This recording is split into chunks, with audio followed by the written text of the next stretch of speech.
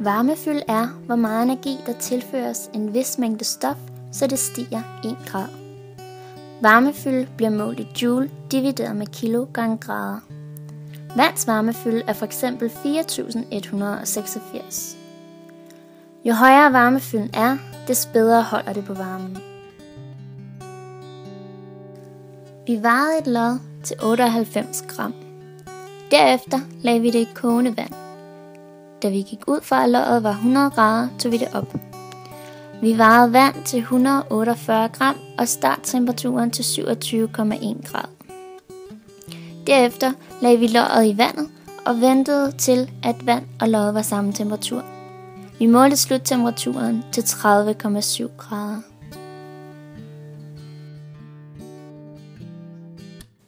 I den første formel vil vi finde den tilførte energi.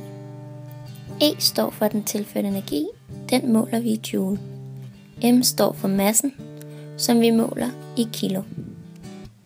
C er varmefylden, som vi måler i joule divideret med kilo gange grader. Delta T er temperaturstigningen, den måler vi i grader. I denne formel vil vi gerne finde varmefylden. C står for varmefylde, den måler vi i joule divideret med kilo gange grader.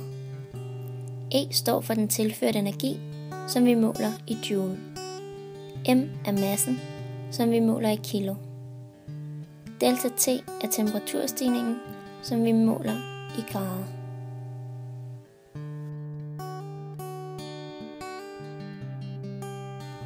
Først finder vi den tilførte energi.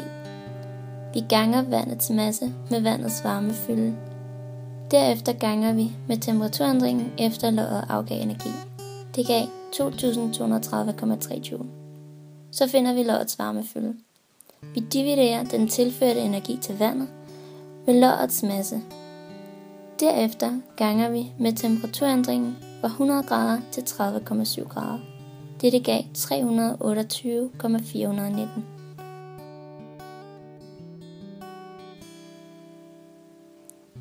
Lod 1 er her zink. Vi fik zinks varmefylde til at være 328,419.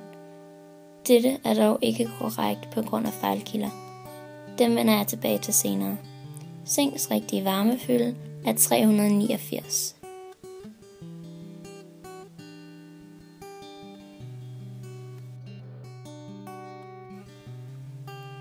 Først finder vi, hvor meget energi loddet tilførte vandet. Vi ganger vandets masse med vandets varmefylde og den temperaturændring, da lod og vand havde opnået samme temperatur. Dette gav 4.993,06 joule.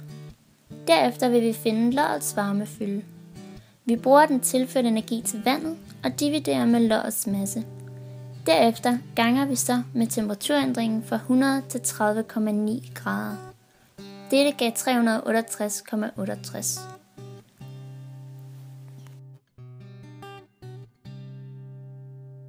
Lod nummer 2 er derfor bronze.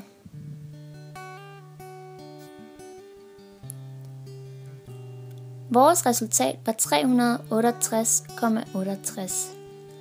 Dog var det heller ikke helt præcis på grund af fejlkilder. Bronzes rigtige varmefylde er 380.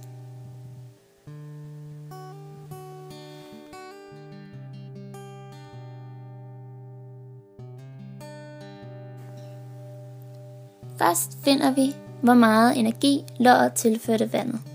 Vi ganger vandets masse med vandets varmefylde og den temperaturændring, da lod og vand havde opnået samme temperatur. Dette gav 5.917,329 joule. Derefter vil vi finde loddets varmefylde. Vi bruger den tilførte energi til vandet og dividerer med loddets masse. Derefter ganger vi med temperaturændringen fra 100 til 29,1 grader. Dette gav 851,659.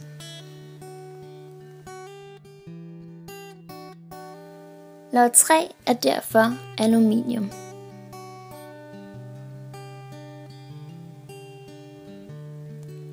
Vores resultat var 851,659.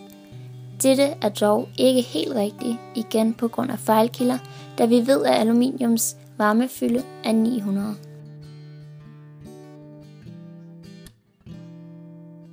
Først vil vi finde, hvor meget energi loddet tilførte vandet. Vi ganger vandets masse med vandets varmefylde og den temperaturændring, da loddet vand havde opnået samme temperatur. Dette gav 2746 joule. Derefter vil vi finde loddets varmefylde. Vi bruger den tilførte energi til vandet og dividerer med loddets masse. Derefter ganger vi med temperaturændringen fra 100 til 24,1 grader. Dette gav 358,251.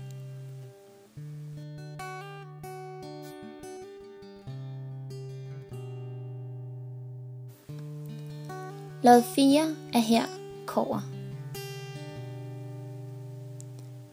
Vores resultat var 358,251.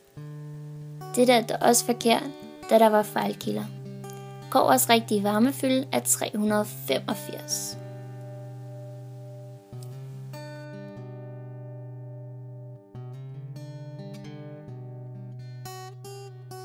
Første fejlkilde er, at vi ikke kan måle helt ind til kernen i loddet og se, om det har nået en temperatur af 100 grader, efter det har været i elkedlen.